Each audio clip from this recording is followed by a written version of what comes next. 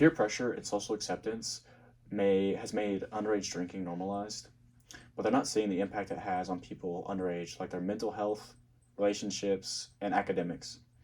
According to a survey in 2022, around 13 million people, the ages between 12 and 20, said that they have had drank alcohol at one point in their lives. Everyone has seen or knows someone who's drank alcohol while underage and don't say anything about it really. But according to the CDC, underage drinking is a significant public health problem in the US. Excessive drinking is responsible for about 4,000 deaths and more than 220,000 years of potential life lost among people under the age of 21.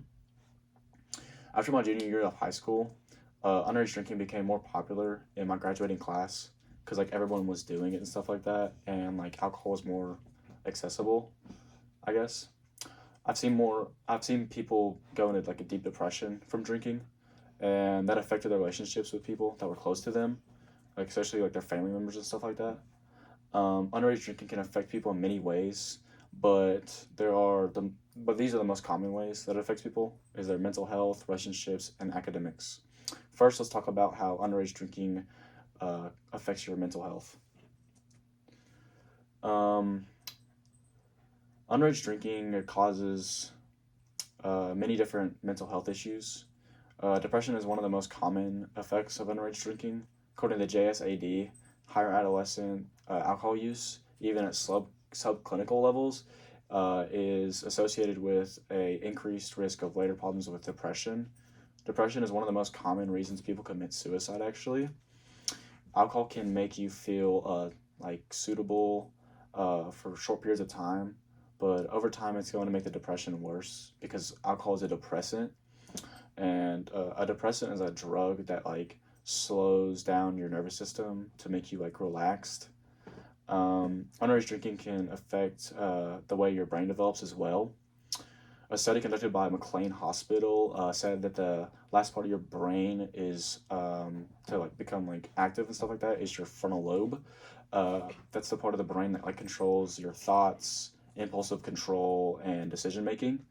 Then there's also the fact that teens' minds and bodies are still developing, and alcohol can like have a different effect on everybody because it's not the same. This is the reason when like you're intoxicated, you think slower and your reaction time isn't the same. Um, Now that we've covered mental health, let's discuss relationships. Underdrinking can cause your healthy relationships to go sour. Not everyone knows that you drink, and say you get caught drinking by someone, it can cause trust issues with them because you're first off lying to them if they like ask you and you're like, no, I don't, and like they caught you doing it. It can cause trust issues, and you're also doing something illegal. Trust issues can lead to you not have well, like you not being trusted at all by anyone, even if like you're telling the truth or anything like that. This could also lead to family issues like arguments and distant communications because they don't trust you. That could also affect the kid because they don't have like a role model that believes in them because of like you lying. And not having a role model in your house can affect their school life by acting out in class or maybe not even going in general. Lastly, let's talk about academics and how alcohol can affect your school life. Um, Underage drinking is a big reason for academic failure, actually. A study conducted by the CDC said around like 10% of high school students with straight A's binge drink. And on the other hand, around like, it said like 25% of students with D's and F's binge drink. And binge drinking is like when you drink a lot of alcohol in a short period of time.